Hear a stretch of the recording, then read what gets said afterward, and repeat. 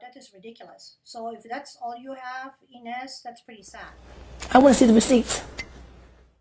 So I basically, first of all, it states right here that um, that uh, uh, American or PayPal never sided with her. I closed the case. I closed the case because I wanted closure. She knows that it is right here, black and white.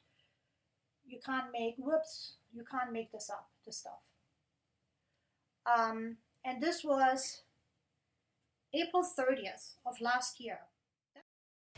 Okay, so what you're looking at here is the email that I received from PayPal on June 5th, 2019, where they told me, and I quote, "Dear Ines, we are happy to confirm that the chargeback was decided in your favor.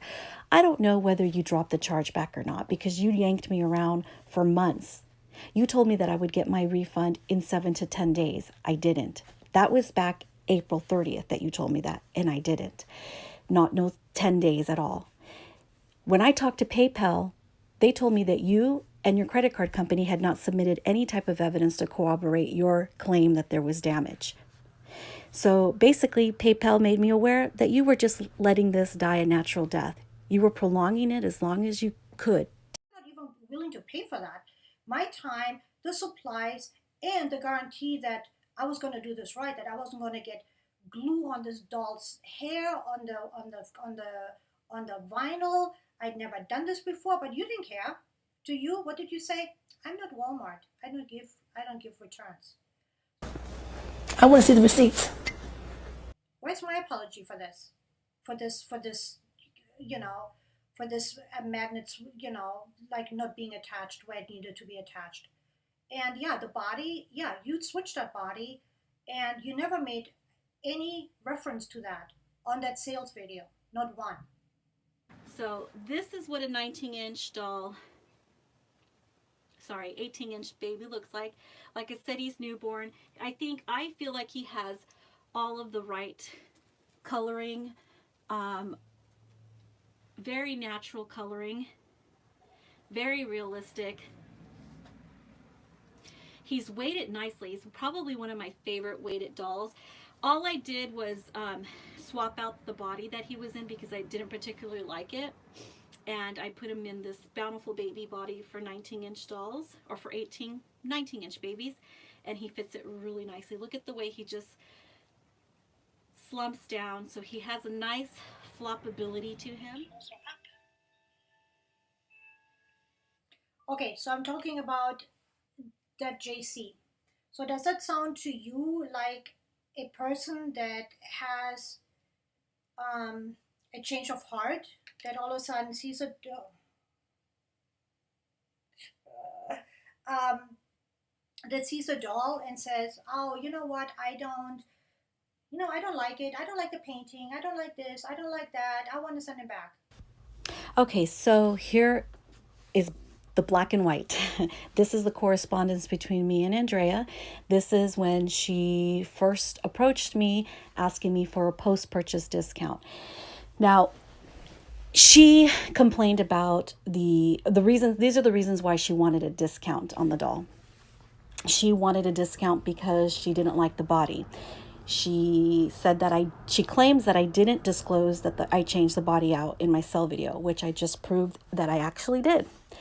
She also complained that she didn't like textured varnish. Now that's a personal preference, but I did disclose that in my sell video. She also complained that I didn't use bubble wrap.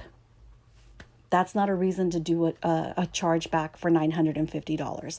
Now the magnet did shift. That again was no fault of mine, and all it needed was tape to be put back on. Now, what you're going to see here, you can freeze frame, you can read it. I am not lying. This is the black and white proof of the correspondence and the ridiculous requests that she was making to me.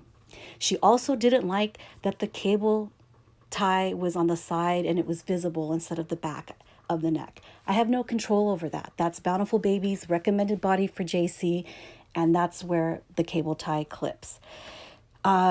What you're going to see here is what she did request. She never asked for $50. She, and I quote, "refund me at least some of the money so I can resell him without losing money," unquote. Now, that is not reasonable that you would ask somebody, if I sell him down the road, I want you to give me, whatever I lose. If I paid you 1,200 and I only sell him for 400, then I want you to pay to make up the difference of what I lost from selling him third hand. Nobody in their right mind would ever accommodate a request like that. So as you can see, these were ridiculous, irrational requests from her. Not necessarily. He's still brand spanking new. She does a very beautiful textured mottling. Varnish. Some of you guys like that. I prefer it. Uh, and on April 14th, 2018, this is the email or the regarding that wreath sculpt where she wanted $700 for the sculpt. And I told her at the time, I didn't want to say to her, look, your doll isn't worth that money, because I didn't want to like offend her, because I was, like new, and she was a big channel and I really trusted her at the time. And so I just said, you know what, it's too much money for me. And I have a daughter in college and this is above my budget. Can you go down a little bit in the price? And she said no. And she said within like I transferred the money at like 12 or 1 o'clock, and like half an hour later, I, the thing was dead, the deal was dead, and she walked away because she didn't want to take the money, and she didn't want to give me a discount on the doll, and the doll at the time was only worth on eBay like about $550, and so I'm like, I can't take a risk like that. I can't overpay like that. I want to see the receipts. So this is the story about Reese. I don't know why she's bringing it up. This happened back in 2018 with her. I barely even knew her, but I had a Reese by Andrea Aricello, and any of you that is a discerning collector knows that is a hard to find kit. It's a sold out limited edition kit. And I had it, and it was made by a master artist, prototype artist, and my price for it was $850. She emails me, you guys can freeze frame the emails there. You can see me responding to her what the price is. But she emails me, I tell her the price and what everything, all the details of the sell. So I'm going back and forth with her. She did want me to call her, so I did call her at some point because she told me to call her. She tells me, she has a Levi and a Chase coming. She has a daughter in college and one that's getting married, and she had to set her limit on these babies at $700 each, but yet she hates to lose out on another one of my babies after Stellan. And did I have any wiggle room? So I come back with a counter offer of $760. Friends and family, to which she says, hi Inez, that would work better. How does friends and family work? This is not me begging her to buy my doll. This is her wasting my time. So we go through this whole conversation about how to use PayPal, because all of a sudden she doesn't know how to use PayPal. She doesn't understand friends and family. She wanted me to explain it to her. So you guys can freeze frame this whole conversation. She even offered we could do a bank transfer, which would be kind of the same as doing, PayPal friends and family. I start telling her, I don't want to incur any more fees, so invoicing you is not an option to do goods and services. I'd offer her goods and services if she pays $22.80 more. Those are the fees I would incur. And I told her, sorry, but that's the only way I'm willing to do the transaction. Here's a link explaining how to do this, because she was asking, saying she doesn't know how to. And then, so she said, I just sent it to you. Did you get it? So now she completes the sell. And I'm like, great, start packing up the doll. I'm going to ship it to her the next day. And 2 hours after that, after she pays the doll, after a whole day of negotiating the price and lowering it to where she felt comfortable and she agreed to, she wants a refund. After thinking about this purchase further, I have decided to not go through with this transaction. Please do not ship this baby. Instead, refund me. Total time waster. I tell her you did not get charged because she was claiming she got charged. I don't know how she could have if she paid goods and services, and I refunded her the money. End of story. This is a classic case of somebody who is a complete time waster. Like I said, you can go ahead and read that conversation. There was nobody begging her to buy a doll. It was normal negotiating. She agreed to the price I offered. I said I wouldn't go lower than that. And she said she was okay with it. And she paid for it, goods and services.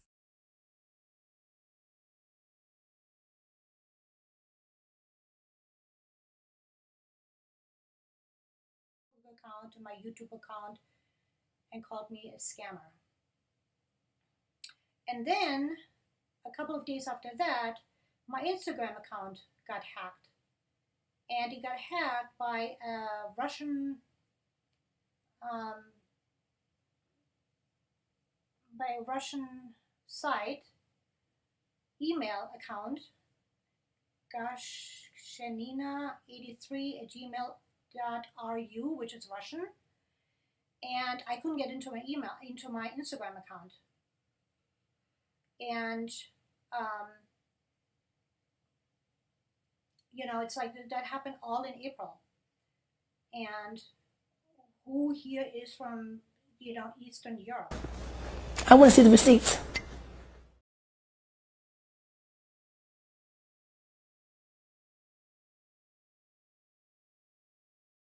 And her and me had a deal which says I cancel the chargeback, and you remove all your information about me off your channel. And that's not happened, and I have a really big problem with that. I had these emails about her saying that this is a deal that we made, obviously for like over a year, but I don't like to release private information that was sent to me via an email or poll or instant messenger or any other way, because it's private and I don't want to go climb into the gutter with these people and do what they have done. I don't do that. This woman has had her money now for over a year, and her minions are still stinking talking. Either they are talking inside their membership, they are talking in lives, they are talking in Instagram accounts, or they're talking via their playlist.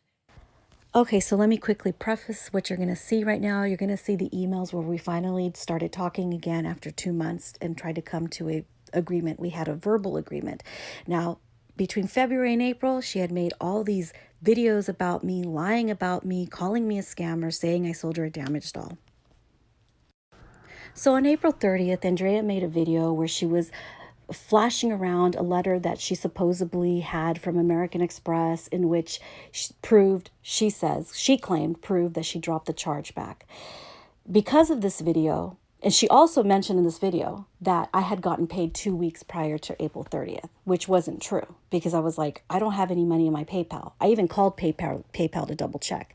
So she's flashing this letter in this video. You guys can freeze frame the correspondence. I will go over it briefly. It's just a lot to get through, and I just want to be brief. But because of this video, I contact her and ask if we can talk. And as you can see there, I'm asking if we can talk. She responds, sure. So after she responds, sure, I call her. I call her on the phone and I ask her, we come to this agreement where she says that she just wants to drop the charge back. She wants this to be over with. I said, fine, in good faith, as a show of good faith, I will take everything down from my wall. I will privatize all the videos that I did in my defense, about the situation. And I will also post on my community wall that you and I are talking and that we've come to a resolution and you agreed to drop the charge back. So that's as much as I could do for her. Well, no, she ended up not following through with our verbal agreement. As soon as we got off the phone, I did, but she didn't. She didn't do any of it. And then I got a little bit nervous. And in this email that's up right now that you guys see all the highlight, I wanted to establish that there was a conversation. So I let her know, as per our conversation, no, that's probably not the one, but you guys can freeze frame them. As per our conversation, I've removed all the posts about the chargeback situation in good faith. I would also like for you to not discuss it until I'm reimbursed by American Express. So I didn't want any of us talking about it until I actually got paid. To that, she responded to me that she's changed her mind, that she now wants me to make a video to exonerate her, even though I hadn't gotten paid. And she claims that she dropped the chargeback. I would get paid in 10 days. Well, everybody knows by now, it still took another 2 months before I got paid. I don't think she dropped the chargeback. She's never shown proof. And I don't really care at this point if she did or not. The fact remains that she filed a chargeback for a doll that wasn't damaged. And she attacked me in video after video after video, that she was not defending herself. She was not attacked by anybody. She was always at the affront. So how am I supposed to trust somebody that now wants to change the terms of our verbal agreement after I already initiated what we agreed to on the phone? Now by email, she wanted to change what we agreed to and didn't want to take her videos down. And then she proceeded to attack me for an entire, it's been like a year? A little over a year now since I got paid. Yeah, I got paid, but I've been quiet. I don't have minions. And I'd like to mention at this time that everybody, especially you, Jen, just stop talking about my situation. Please, because all you're doing is stirring the pot. Now, the verbal agreement was that we both take everything down. I'm just going to reiterate this. She said I would get paid in 7 to 10 days or 10 days. That date came and went. That was in April. Everyone knows by now I got paid in June. So this whole thing about that she dropped the chargeback, whether she did or not, I feel like it's completely irrelevant. The fact remains that I got paid. I stopped talking about her.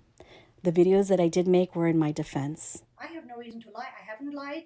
I don't lie. I don't need to lie. He's not necessarily. He's still brand spanking new. She does a very beautiful textured mottling, varnish. Some of you guys like that. All I did was swap out the body that he was in because I didn't particularly like it.